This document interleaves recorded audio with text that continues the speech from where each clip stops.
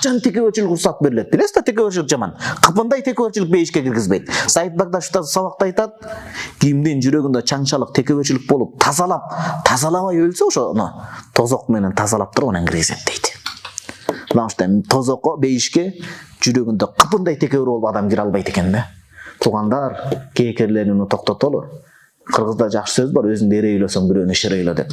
Бул убактылуу, бул күч, байлык, мансап, илим, билим, кайсы тармак бул убактылуу?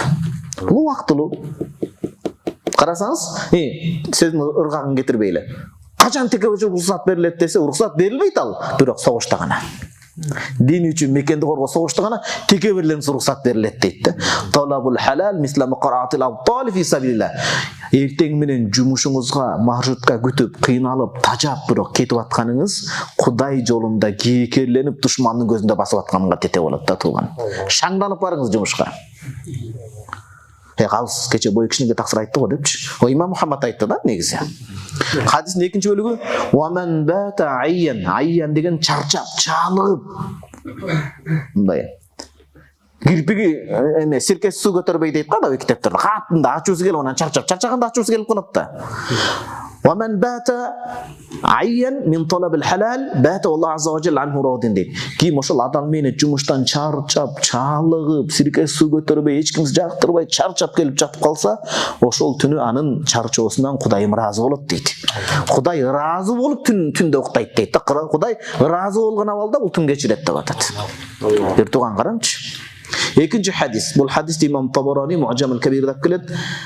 من أمسى كالا أي متعبا من عمل يديه. Эки колу себептен мени таркылап, иш кылып, чарчап чалып үйүнө келип уктаса, анса магфуран лаху күнөөсү кечирилип уктайт дейт. Анан жумуштан эле күчтө чыгара бербей тоого кылыш керек тууган ак жагын. Хадисте мындай чала түшүнүп алган туугандар бар да. Күнөөсү кечирилет, албетте аалымдар түшүндүрмө берет кичинекей күнөөлөрү. Анан адамга тиешелүү күнөөлөрдүн астынан өтүш керек, чоң күнөөлөрдөн сактаныш керек. Ошо менен биргеликте анан калган күнөөлөрү кечирилет деп атат. Демек караңызчы мына. Саид Багдаш Устаз менен ушуну эмгек кылдык да сабакта. Адамдын күнөөсүн, майда күнөөсүн кечире турган нерселерди топтосок, бул Кудай Тааланын бисмиллахир рахманир рахим мээримдүү ырайымды экенин билесиз.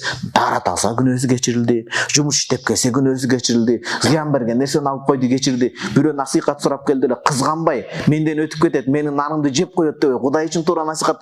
Демек адамдын күнөөсүн кечирте турган дүйнөдө чаштан, жылдыздан толтура экен да. Кудайдын мээрим ошонун бири ушул тууган.